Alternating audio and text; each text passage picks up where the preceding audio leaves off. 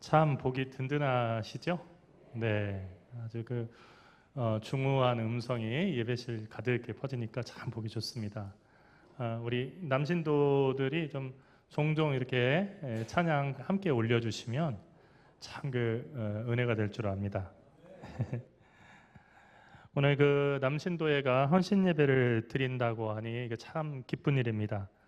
헌신 예배는 그 뜻을 알고 보면은 몸을 드리는 예배입니다. 그런데 사실 모든 예배가 몸을 드리지 않고는 예배를 드릴 수가 없습니다.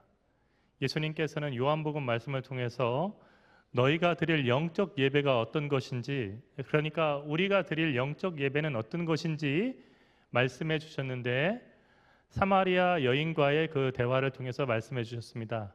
그것은 너희 몸을 거룩한 산 제물로 드려라 라고 하는 그런 사도 바울의 말씀처럼 신령과 진정으로 예배를 드리라, 그럴 때가 온다라고 얘기했습니다. 신령과 진정으로 예배를 드린다고 하는 것은 우리 마음의 상태만을 얘기하는 것이 아니고 우리 삶을 온전히 주님께 드린 그런 상태가 됩니다. 오늘 이후로 이 자리에 앉아 계신 우리 남신도 회원들은 모두 다 하나님의 사람들이 되실 줄 믿습니다. 여러분들 계약서에 서명 함부로 하지 말라는 얘기 많이 들으셨죠? 오늘 헌신 예배는 나는 오늘부터 하나님 것입니다 라고 서명하는 겁니다. 목사 안수 받을 때 여러 번 고민했습니다. 왜냐하면 한 번 서명하고 나면은 평생 목사로 살아야 되는데 살기 힘들다고 나는 이제 목사 그만두고 나가서 돈 벌겠습니다 할 수 없는 거고요.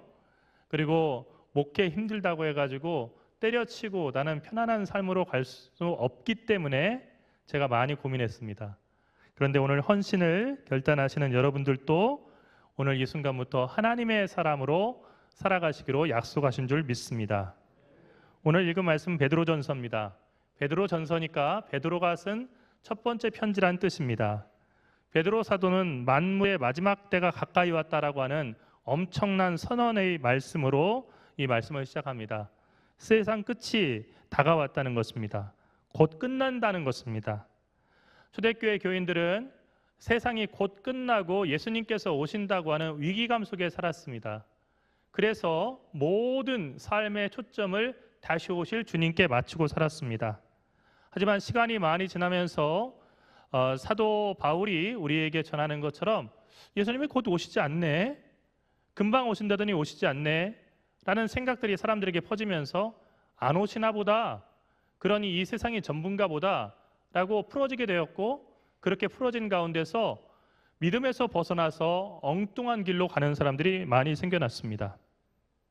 하지만 세상이 끝난다고 하는 것은 엄연한 주님의 약속이자 선언이고, 그리고 지금도 변하지 않은 겁니다.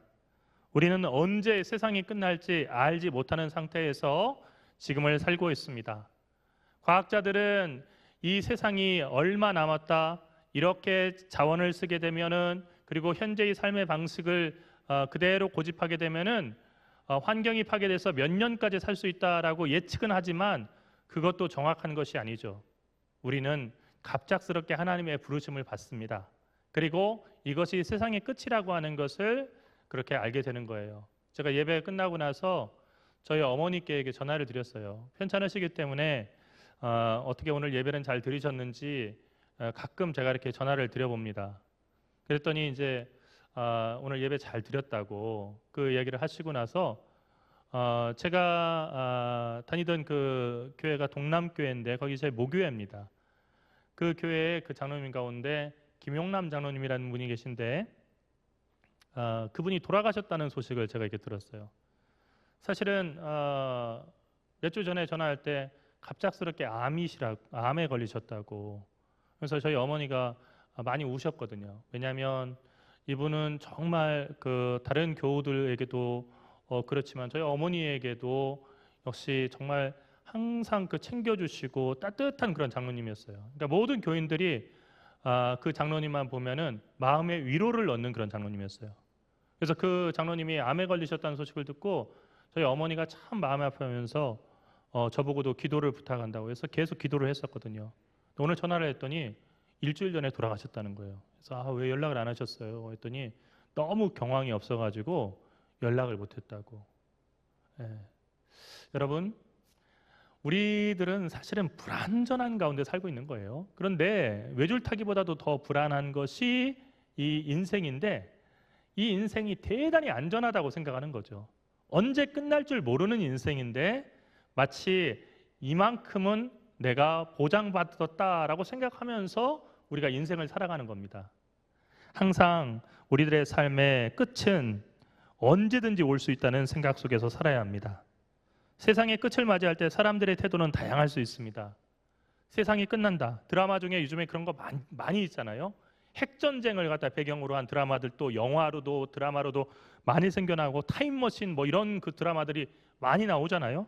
그만큼 사람들이 혼란스럽다는 거죠. 그런데 이 혼란과 당황 속에서 사람들은 여러 가지 모습을 보일 수 있다는 거죠. 아무 일이나 저지를 수도 있고 또 두려움 속에 떨면서 꼼짝 못할 수도 있습니다. 하지만 베드로는 오늘 우리에게 세상의 끝이 다가왔다는 것은 분명한데 우리 그리스도인들은 달라야 한다라고 그렇게 권면하며 말합니다. 하나님께서 우리에게 기대하시는 모습이 있기 때문입니다. 그 기대하시는 모습은 세 가지 동사를 통해서 나타나는데 첫 번째로 정신 차려라, 두 번째로 근신하라, 세 번째로 기도하라는 말씀으로 그렇게 표현할 수가 있습니다. 첫 번째로 정신 차리라는 겁니다. 여러분, 군대에 가면은 가장 먼저 배우는 게 있는데 제식 훈련인데요. 그 중에서 차려라는 게 있습니다. 딱 하면 차렷, 우선 재봉선에다 딱 붙이고 딱 서야 되는 건데 이렇게 하고 딱 가슴 펴고요. 근데 차려라고 하는 것을 영어로 하면 attention이라고 합니다. attention은 주의를 기울이라는 거예요. 정신 차리라는 얘기입니다. 그러니까 멍하고 이렇게 있는 것이 아니고 차렷 딱 하면은 어떤 명령이 지금 쏟아지든지 그 명령에 따라서 즉각 움직일 준비하고서 있으라는 거예요. 그게 차려입니다. 그런데 오늘 베드로는 정신을 차리라고 했습니다. 정신을 차린다는 말은 정신을 진정해서 다잡으라는 얘기예요. 우왕좌왕해서도 안 되고 세상의 끝이라고 하는 거니까 우왕좌왕해서도 안 되고 지금이 어느 때인지를 갖다가 분별하면서 살라는 겁니다. 세상의 끝이 왔다고 한다면 우리 그리스도인들에게는 주님이 오실 날이 가까이 왔다라고 하는 뜻인데 그럼 지금 나는 어떻게 살고 있는지를 생각하라는 겁니다. 지금 주님이 오셔서 동작 그만 하고 있는 그대로의 삶을 갖다 평가하신다고 한다면 나는 주님께 합당한 삶을 살고 있는지 아니면 천국과는 먼 삶을 살아가고 있는 건지 이 세상을 천국이라고 착각하면서 이 세상에 영원히 살 사람처럼 살고 있는 건지 아니면 주님의 천국에 들어갈 수 있는 천국의 열쇠를 가진 사람으로서 그렇게 살아가고 있는지를 생각해 보라는 겁니다. 그런데 그 생각은 탁상공론이 돼서는 안 됩니다. 히브리서 3장 1절에서 그리스도를 깊이 생각하라라고 히브리서 기자는 얘기했습니다. 그러니까 우리 보고 생각하라는 얘기는 그리스도를 깊이 생각하고 그분의 삶을 생각해 보라는 거죠. 그렇게 되면 내가 어떻게 살아야 되고 내 삶과 그리스도의 삶이 어떻게 다른지를 알아서 내 삶을 어떻게 수정하는지를 알 수 있다는 겁니다. 이 시간 여러분 모두가 저는 주님 안에서 정신을 차리고 그리고 주님을 생각하고 그리고 주의 삶에 자신의 삶을 비교해서 어찌 살아야 할지를 분별할 줄 아는 그런 복 있는 주의 성도 되기를 간절히 축원합니다. 두 번째로 오늘 헌신 예배를 드리는 우리 남신도들에게 주시는 말씀은 근신하라는 겁니다. 근신이라고 하는 것은 말이나 행동을 삼가고 조심하는 것입니다. 그게 근신이죠. 말과 행동을 삼가하기 위해서는 앞서 말한 정신 차리는 일이 먼저 있어야 합니다. 우리의 모든 말과 행동은 우리가 하는 생각의 결과입니다. 그러니까 어떤 사람이 어떤 행동을 한다면 그 사람의 마음의 생각이 그렇다는 거예요. 우리가 그 사람의 마음의 생각 들여다볼 수 있을까요? 없어요. 절대 없습니다. 여러분, 목사니까 이렇게 딱 사람 보면은 이렇게 사람 다 알 것 같아요? 몰라요. 전 잘 모르겠어요. 제가 늘상 하는 얘기가 뭐냐면 제 마음도 제가 잘 모르겠어요. 그런데 누가 어떤 마음을 가지는지 어떻게 알아요? 제가 함부로 다른 사람의 마음을 그냥 이렇다라고 생각하지 않으려고 노력을 할 뿐입니다. 그런데 여러분, 분명한 것은 우리가 어떤 말을 하든지 어떤 행동을 하든지 말과 행동을 보면 우리 마음의 생각이 어떻다는 것을 알 수 있다는 거예요. 오늘 헌신 예배를 드리는 남신도의 여러분들은 각 가정과 사회 그리고 우리 교회에서 많은 역할을 감당하는 기둥과 같은 분들입니다. 제가 오늘 보니까 우리 오전에 예배드렸던 젊은 우리 남신도회들은 점심을 먹고서 목사님 안녕히 계세요. 다음 주에 봬요. 그래서 전부 다 증발해버리고 조금 이제 50대 이상 되신 분들이 이렇게 앞에 나오셔서 쓰신 걸 봤어요. 우리 장로님들 또 이렇게 이제 보면은 어디 가면은 어리단 소리를 들으실 그런 연배의 분들은 아닌데 우리 시무 장로님들이 보니까 그 함께 서 있는 분들 가운데서는 그 젊은 축에 속하시더라고요. 젊은 그 세대들에게는 이 오후 예배가 아직까지도 이렇게 저 멀리 뵈는 나의 시온성이 되는 거 참 안타깝게 생각을 합니다. 그런데 어쨌든지 우리 교회 안에서 여전히 우리 남신도 회원들이 연세가 있음에도 불구하고 많은 역할을 감당하고 있어요. 근데 우리 한국 교회의 현실이에요. 우리 한국 교회의 축소판이 우리 교회예요. 그러니까 우리 교회만 그런 것이 아니고 한국 교회가 젊은 세대들이 없어지고요, 나이 든 세대들이 이렇게 생겨나신 거예요. 여러분, 예전에는 경로당도 그랬잖아요. 경로당에 이렇게 보면은 50대 때 그 경로당을 이렇게 보면서 나중에 경로당 가면은 저렇게 이렇게 사는구나 하고 생각했었는데, 근데 요즘에는 70이 되셔서도 경로당 가가지고 심부름 하신다고 하더라고요. 80대신 형들이 야 막걸리 사와라. 젊은 것이 같이 앉아가지고 바둑 두려고 한다고 이렇게 해서, 그래서 경로당 안 가려고 하는 분들이 계시더라고요. 그런데 우리 여기 오늘 서 계신 장로님들, 원로 장로님 그리고 명예 권사님들 같은 경우에 평생을 열심히 정말 주님을 섬겼는데 여전히 우리 교회의 기둥입니다. 그것은 또 안타까운 부분이기도 하지만, 그러나 주 안에서는 우리가 항상 청년 예수의 정신을 가지고 또 섬기는 사람으로 설 수 있다는 면에서 참 귀한 것이라고 생각합니다. 중요한 것은 오늘 헌신 예배를 드리는 우리 남신도 회원들 한 분 한 분, 그분들이 참 중요하다는 거예요. 왜냐하면 여러분들의 말과 행동을 따라서 영향받는 사람들이 여전히 많이 있기 때문입니다. 이런 점을 생각한다면 항상 여러분이 하는 말과 행동을 삼가고 조심해야 돼요. 제가 앞서서 저희 고향교회 김용남 장로님이라고 하는 장로님 이야기를 말씀을 나눴어요. 그분 세상에 떠났지만은 저는 부고 소식을 들으면서 안타깝지만 참 복이 있는 분이다 생각을 했어요. 모든 교인들이 아쉬워하고요, 그리고 참 많은 사랑을 베풀었는데 그런 분이 없는데 안타까워했다는 거예요. 여러분, 귀한 그런 죽음이죠. 그러나 그 자리가 비었는데도 불구하고 사람들이 전혀 불편함을 느끼지 못하고 허탈한 마음이 없고 오히려 아이고 그냥 시끄러우셨는데 요즘에 시끄러운 양반이 한 분이 없어지셨네, 이렇게까지 생각한다면 어떻게 되겠습니까? 제가 임직식에 가서 권면을 하는 기회들이 있었는데, 제가 임직식에 가서 권면할 때 군인교회에서는 임직식을 정말 많이 했었어요. 딱 한마디만 그 권면을 했습니다. 길지 않게요. 자, 오늘 임직하는 우리 장로님 그리고 권사님, 안수집사님은 결정을 하십시오. 뭘 결정하냐? 둘 중에 하나 결정하는데, 평생 웃기다가 한 번 울릴지 아니면 평생 울리다가 한 번 웃길지 그렇게 결정하십시오. 무슨 얘기예요? 평생 웃기다가 한 번 울릴지는 뭐냐면요, 그분이 장로님이고 권사님이고 그 안수집사님이어서 너무 행복한 거예요. 평생 그분 때문에 그냥 웃는 거예요. 너무 좋다. 그렇게 평생 웃다가 떠나실 때 너무 안타까워서 사람들을 다 울리는 거예요. 그 삶을 살지, 아니면 평생 울려요. 너무 괴로워. 나 교회 일 좀 해보려고 하면 저분 때문에 상처받아가지고 내가 일 못하겠어. 다 안 된대. 다 반대야. 그거 다 부정적이야. 그래서요, 교회에 나오는데 볼 때마다 시험 드는 거예요. 그래서 맨날 울어요. 그러다가 세상 떠났어요. 아이고 이제는 이제 불편한 소리 할 사람 없네. 아이고 이제 뭐 교회 되겠네. 여러분, 이래도 되겠습니까? 둘 중에 하나를 선택하라고 했어요. 여러분이라면 어떤 쪽을 선택하시겠습니까? 여러분, 우리의 말과 행동을 참 주의해야 됩니다. 우리의 말과 행동, 이것에 따라서 우리들이 죽은 다음에 어디에 머물지도 결정이 된다는 사실을 알아야 돼요. 예수 그리스도를 믿음으로 구원받는다는 사실을 부인하고 인간의 공덕을 얘기하는 게 아닙니다. 그리스도를 믿는다고 한다면 우리의 속사람이 새로워지는데, 속사람이 새로워지면 말과 행동이 반드시 바뀐다는 것을 얘기하는 겁니다. 더럽고 악한 말은 입에도 담지 말아야 되겠습니다. 덕이 되지 않는 행동은 생각조차 말아야겠습니다.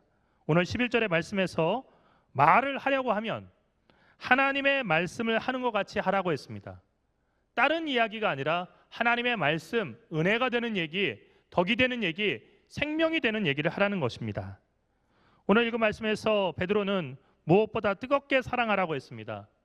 오늘 헌신 예배를 드리는 여러분은 이 사랑하는 일에 목숨을 걸겠다고 하나님과 약속한 것입니다.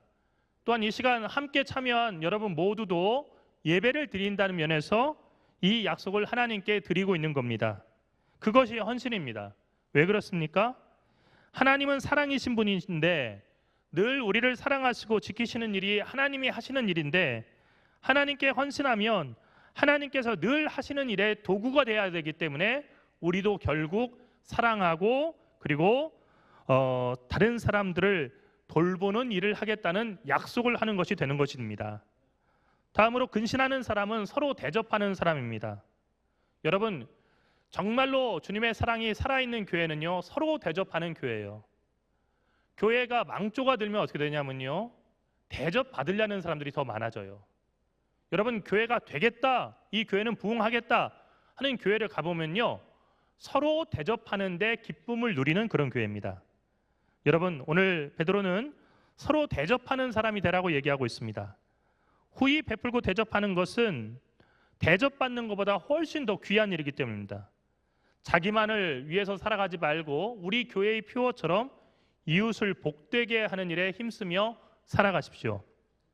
베드로는 각각 은사를 받은 대로 하나님의 여러 가지 은혜를 받은 선한 청지기 같이 서로 봉사라고 했습니다. 오늘 아침부터 저녁까지, 오후 예배까지 청지기란 말이 참 많이 나오는데요, 복음서의 말씀을 보면 우리는 모두 각자 하나님의 달란트를 받은 종들과 같습니다. 우리 모두에게 하나님께서 은사를 주셨다는 거예요. 그 은사는 서로 다릅니다. 하지만 중요한 것은 그 모든 은사는 하나님의 영광을 위해서, 또한 우리 주변에 있는 형제들을 돌보기 위해서, 자매들을 돌보기 위해서 써야 한다는 것입니다. 오늘 남신도의 헌신 예배니까 제가 군대 얘기 좀 하겠습니다. 군대에 가면은 주특기라는 게 각 병사들마다 다 있죠. 장교들도 영관 장교까지는 병과가 다 있습니다. 별의별 주특기가 다 있습니다. 그런데 그 다양한 주특기가 있기 때문에 병사들이 밥을 먹고 자고 그리고 차를 타고 이동하고 훈련도 하고 휴가도 가면서 군생활하는 겁니다. 그 주특기 중에 하나가 취사병입니다. 아마 여러분 가운데서도 취사병 생활하시는 분이 계실 텐데 혹시 계십니까? 취사병 없으세요? 이 취사병이 취사병 한다, 우리 아들이 취사병이래, 우리 손자가 취사병이래. 아유, 그러면 이렇게 총 안 쓰고 그냥 부엌에서 일만 하니까 편하겠네, 얼굴 뽀얗게 나오겠네, 그 생각하는데요, 취사병이 정말로 고된 일이에요. 왜냐하면 취사병들의 하루 일과는 다른 병사들은 6시면 일어났는데요, 아침 6시인데 취사병들은 새벽 4시에 매일같이 일어나요. 그래서 밥을 다 전해야 되고요, 남들이 늦잠 자는 공휴일에도 어머니처럼 일어나서 새벽밥 다 줘야 되고요. 왜냐하면 식사 시간은 다 똑같거든요. 아침밥 다 먹고 설거지 끝나면 점심 지어야 되고요, 점심 다 먹고 설거지 끝나면 저녁 지어야 되고요, 중간중간 쌀과 부식을 받아가지고 그 나르는 일을 해야 되고요. 그리고 나서 다 끝났잖아요. 그러면은 고무장갑 다 거꾸로 뒤집어가지고 이렇게 다 놓고 줄 맞춰야 돼요. 군대니까 다 그렇게 놓고, 그리고 막 그릇도 광나게 다 반짝반짝 닦아놓고 다 끝난 거 같잖아요. 어깨 다 아픈데.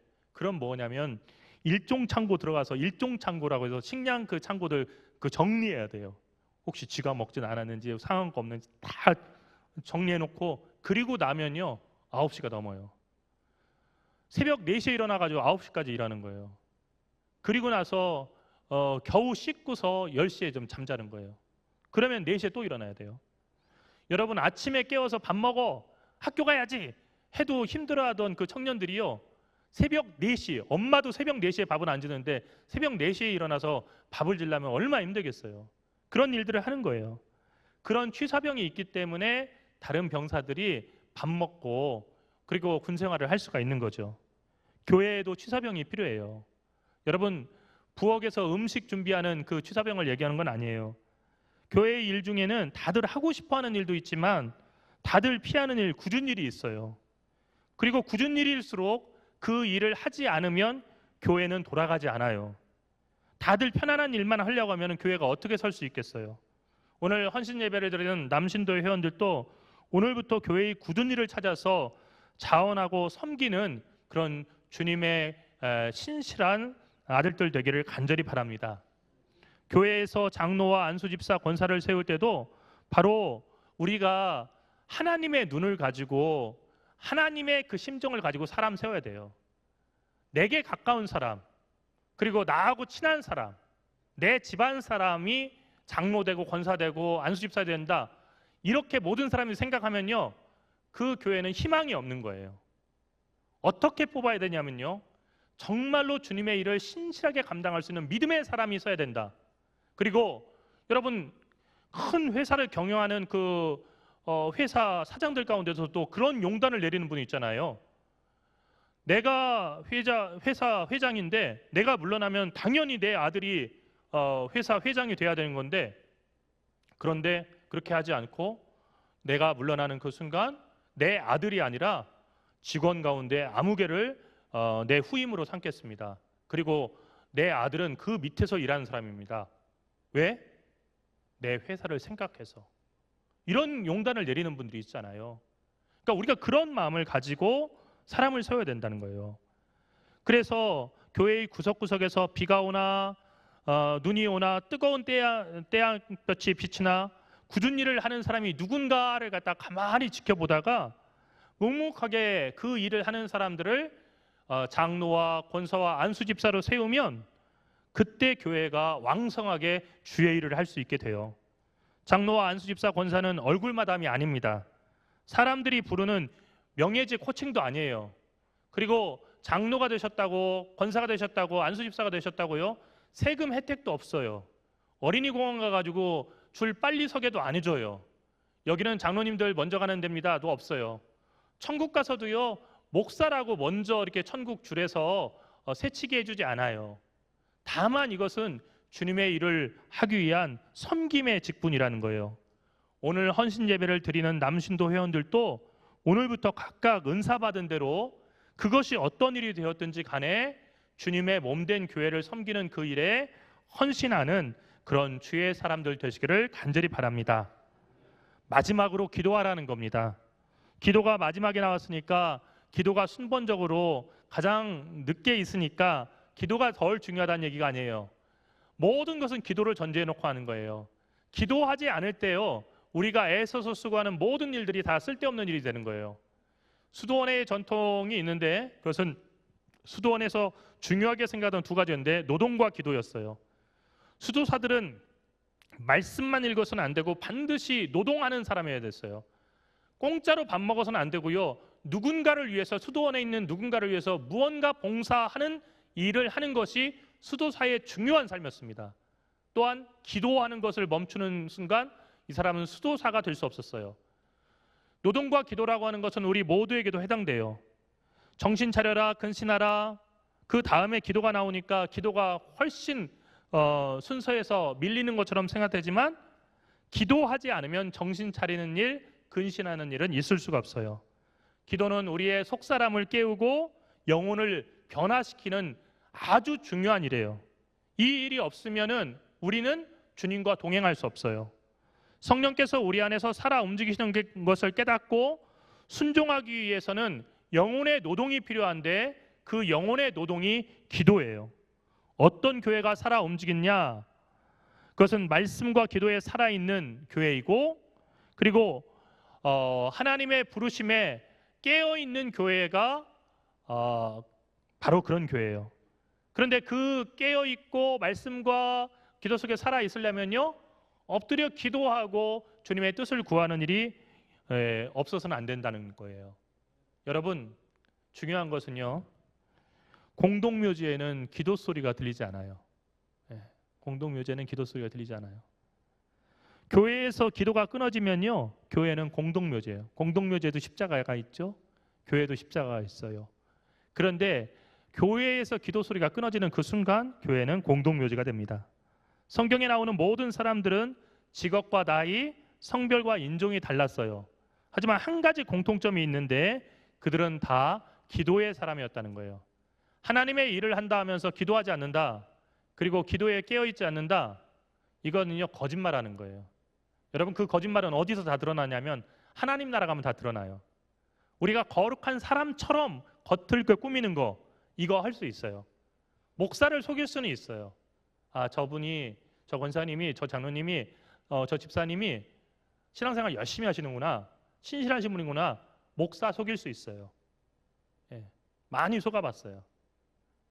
그런데 하나님 앞에 갔을 때는 다 드러나요. 우리가 그냥 겉에 금박을 갖다가 입히듯이 속은 쇳덩어리인데 거기다 금박 입혀서 금메달을 딱 만들어가지고 이게 반짝반짝 금메달입니다, 그거 벗겨지는데 시간이 많이 걸리지 않아요. 속에 있는 것이 다 그때는 다 드러나는 거예요. 그러니까 어떻게 하냐면요, 겉을 꾸미는 대신에 속을 든든하게 세워야 되는데 그것이 바로 기도라는 거예요. 오늘 헌신 예배를 드리는 남신도의 여러분은 기도에 힘쓰기로 약속하는 줄 믿습니다. 아멘. 새벽을 끼워서 기도하십시오. 여러분, 제가 군목으로 항공작전사령부에 근무할 때 새벽 기도회를 하던 집사님들이, 그리고 권사님들이 많이 있었습니다. 군인들이 새벽 기도회 안 할 것 같고 군인들 신앙생활 대충 할 것 같은데요, 여러분들 이상으로 열심히 해요. 오후 예배까지도 빠지는 법이 없습니다. 그런데 새벽 기도회를 열심히 나오는 집사님들이 있었어요. 그 집사님들 가운데 몇 분이 파일럿이었어요. 여러분, 파일럿들은요 매일 비행에 앞서서 신체 상태를 검사해요. 전날 잠을 잘 못 잤거나 몸 상태가 상당히 좋지 않아서 저 되게 몸이 오늘 찌뿌둥하고 몸이 이상한데요 하면은 비행에서 제외돼요. 왜냐면은 여러분, 비행기 한 대가 얼만데요? 헬기 한 대가 480억이에요. 480억 안 놀라시죠? 여러분, 벤틀리보다 조금 더 비싸다고요. 480억이요. 그런데 그것을 갖다 몸 상태 좋지 않은 상태에서 그냥 맡겨버리면 어떻게 되겠어요? 만약에 비행하다가 이상이 생겨버리게 되면요, 헬기 같은 건 비행 자세를 잃어버리면 그냥 쇳덩어리처럼 뚝 떨어져 버리는 거예요. 그래서 이 비행 자세를 유지하는 게 되게 중요하거든요. 그러려면 파일럿 상태가 되게 중요한데 수면을 잘 못해서 피곤하다, 되게 안 좋은 거예요. 그러니까 어떻게 되냐면요, 파일럿들은 잠을 자는 것도 훈련이에요. 그리고 잘 먹어야 돼요. 잘 쉬어야 돼요. 그래서 비행을 할 수 있도록 해야 되는 거죠. 이상이 있으면 비행을 하지 못하니까요. 그런 면에서 보면은 푹 자야 비행도 할 수 있는 건데요, 새벽 기도에 빠지지 않고 나오는 집사님들이 많았어요. 그 파일럿들 중에서. 그리고 어떤 집사님들은요, 야간 비행을 했으니까 사실은 그날 오전엔 푹 자야 되는데도 새벽 기도를 나오는 그런 분이 계셨어요. 그래서 제가, 집사님, 다른 파일럿들에 비해서 야간 비행도 많고 주간 비행도 많은데 새벽 기도회까지 나오면은 피곤하지 않으세요? 그럴 땐 좀 쉬세요 라고 얘기했더니 그분 대답이 그랬어요. 목사님, 제가 비행을 20년 넘게 했지만요, 하면 할수록 위험한 일이라는 생각이 듭니다. 그래서 제가 하나 깨달은 것은 하나님이 도와주지 않으시면 제가 하늘에서 안전할 수 없다는 겁니다. 그래서 매일 피곤해도 날마다 하나님께 나와서 기도드리고 하루를 시작하지 않을 수가 없습니다. 여러분, 감동 아닙니까? 사랑하는 남신도의 여러분, 파일럿만 그러겠습니까? 세상에 하나님께서 도와주지 않고도 충분히 내 힘으로만 살아갈 수 있는 그런 사람은 단 한 명도 없습니다. 기도하지 않는 사람은 숨쉬지 않는 사람입니다. 숨쉬지 않는 사람은 죽은 사람입니다. 여러분, 죽은 사람은 하나님의 일을 할 수도 없고요, 하나님의 자녀라고도 할 수 없어요. 오늘 헌신 예배를 드리는 남신도의 회원 여러분 모두 영혼의 깊은 잠에서 깨어나서 새벽을 깨우는 새벽의 사람들이 되시기를 간절히 바랍니다. 오늘 예배를 드리는 여러분 모두, 남신도의 회원들과 여러분 모두는 오늘 오전에 말씀드렸던 것처럼 하나님의 청지기입니다. 오늘 바울은 여러 가지 은혜를 맡은 선한 청지기 같이 서로 봉사하라고 우리들에게 당부했습니다. 여러분은 하나님의 은혜를 맡은 사람이라는 것을 잊어서는 안 되겠습니다. 다음으로 여러분은 하나님의 청지기, 하나님의 일꾼이라고 하는 사실을 잊어서는 안 되겠습니다. 여러분이 하나님을 위해서 일할 수 있는 기회는 이 땅에서뿐입니다. 그러니까 이 땅에서 살아가는 동안 하나님을 위해서 일하지 않으면 여러분이 천국에서 내놓을 수 있는 상급도 없습니다. 하나님 앞에 섰을 때 구경꾼으로 지내다가 왔다고 하는 책망을 받지 않으시기 바랍니다. 청지기 중에는 게으른 청지기가 있고 부지런한 청지기가 있습니다. 악한 청지기도 있고 선한 청지기도 있습니다. 주님께서 찾으시는 청지기는 착하고 부지런한 청지기입니다. 헌신 예배를 드리는 남신도 회원들, 그리고 그 예배에 함께 참여해서 말씀을 듣는 여러분 모두가 주님 앞에 섰을 때 착하고 충성된 종이라고 그렇게 부름받을 수 있는 착하고 부지런한 청지기가 되시기를 주님의 이름으로 간절히 축원합니다. 기도하겠습니다. 살아계신 하나님, 은혜와 사랑을 감사합니다. 오늘 헌신 예배를 드리는 남신도 회원들, 우리 동광교회의 기둥과 같은 주의 아들들을 복주시고 성령으로 충만하게 인도하여 주시옵소서. 주님, 사도 바울과 같이 날이 갈수록 예수 그리스도를 닮아가게 인도하여 주시옵시고, 시간이 지날수록 주의 사람으로 든든하게 서가게 인도하여 주셔서 아브라함과 같이 인생의 초반보다 인생의 후반으로 갈수록 그 믿음 더욱더 굳세어지고, 그리고 하나님 앞에 더욱더 든든한 믿음의 사람 되게 인도하여 주시옵시며, 요셉과 다니엘처럼 이 세상의 일을 하면서도 하나님을 마음 중심에 두고 하나님의 뜻을 따라서 살아가는 선한 주의 사람들 되게 인도하여 주시옵소서. 축복하며 사랑하신 예수 그리스도의 이름으로 간절히 기도리옵나이다. 아멘.